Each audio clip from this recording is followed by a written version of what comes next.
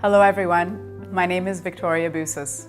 I am the creator, writer, director, and producer of the immersive experience Stay Alive, My Son, a book I found while traveling in Cambodia over 9 years ago, based on the memoirs of Yathay Pin. It recounts Yathay's story, whose life unraveled one day when he and his family were forced to evacuate their homes. At this horrific time, he suffered the inhumane, lost 19 of his family members, and was forced to abandon his 6-year-old son. Now what? We're going to try to, in the experience, we're going to try to put this picture and then we're going to age it to look like this. So when the story finishes, it's going to say that he's 51 years old. Yeah, that's right. Maybe there's somebody who recognizes. Yeah. Does that feel weird? Yeah, that's right. And we can check the DNA, right? Then we're going to check the DNA. That's right. When our interview started, I was so excited because using aging technology, I had aged Nawath from the age of 6, when Yathay last saw him, to the age of 50, the age he would be today. But in his response, I realized there existed a deeper paradox. There was a father on the one hand that had this unwavering belief that his 6-year-old son was somehow alive, probably in some far-off land. And on the other side, there was this older man with anguish and regret, suffered from this ambiguous loss of not knowing where his son was, but also not knowing if he did the right thing. These events with Thay during these interviews would inspire the beginning of this experience. Instead of choosing to make a film or a documentary for that matter, I told Yathay, I want to make a virtual reality experience of your story. He was very confused. He's like, you want to make me into a game? I said, no. I said, this technology is unlike anything else in the world. I believe that if we allow people to step into your shoes and live and experience your story first-handedly, it would be more powerful. I wanted to pioneer the future of storytelling by combining the narrative power of cinema, the interactive capabilities of gaming, and my knowledge of the Unreal game engine to leverage this technology to bring about fantasy, to deliver an entertaining experience, an exciting one, an educational one. I also saw an opportunity to speak to younger generations in a different way and to hopefully, through that experience, for them to become more aware so that the past is not mirrored in our future. See, the brain is a funny thing. Once you close it off and you give it the certain stimuli from sight, spatialized sound, and interactivity, the brain starts shortly believing that you are actually that person experiencing the story. By walking through the spaces Yathay occupied, Yathay's story now becomes theirs. Imagine experiencing the emotion of guilt, regret, hope, but also empowerment and triumph. Those kinds of emotions stay with you, and I believe through that transformative, heroic journey, when we remove the headset, we have this deeper need to also act. It's not just an empathy machine. It's compassion, which is empathy plus action. It was also crucial for me that audiences meet Yathay as an 80-year-old man, his state today, as I had in his home. But how do you humanize something that is not human, that's virtual? The process was very complex. It took over a month to create it and to devise the unique pipeline for it. Virtual humans, the metahuman rig, is over 120,000 polygons, computationally exhausting for virtual reality.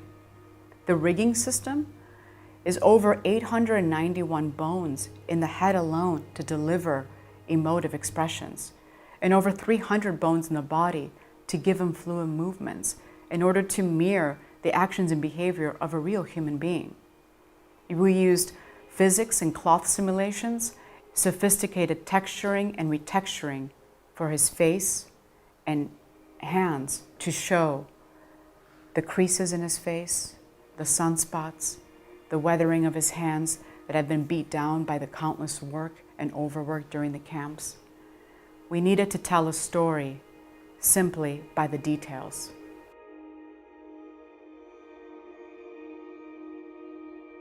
I can't tell you the number of times that the experience broke, or we thought that this was enough.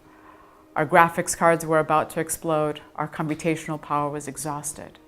But I was determined with my team to deliver a visually stunning experience.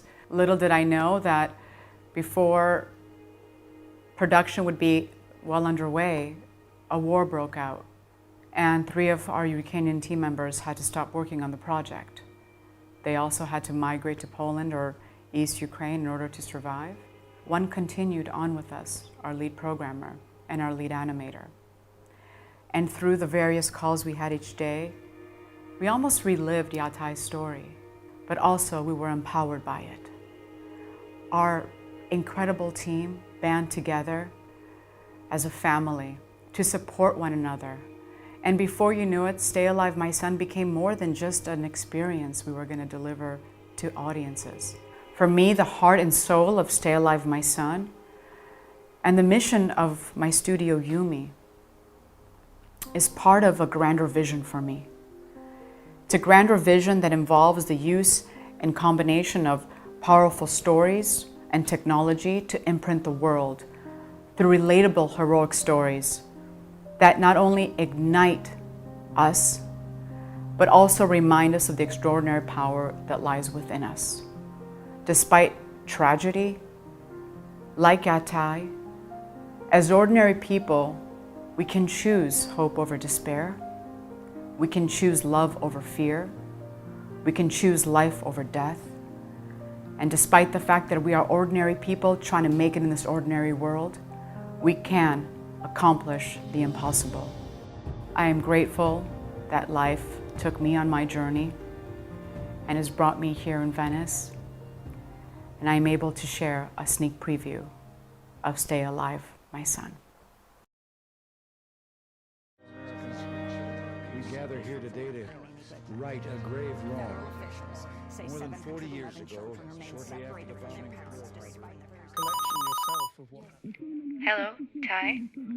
I called to thank you for the interview today. I'm so sorry for showing you the picture of your son. I am Yathay Ben.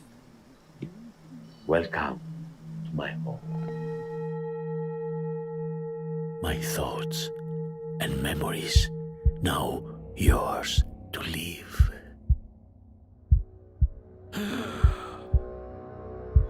Is this my punishment for living? Yes. During the Vietnam War, Cambodian boys were radicalized into soldiers and became monsters.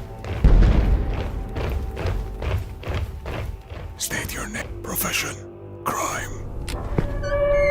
Yathay Ben, civil engineer, living. You lived by living him. Mark, I don't like it here. I want to go home. We must quiet down voices here. Remember?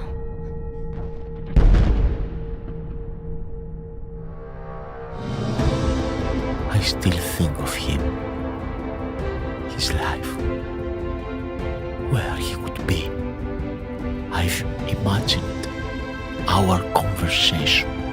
If I found him, I would tell him our story. If he looked into my eyes, he would know I abandoned him because I loved him.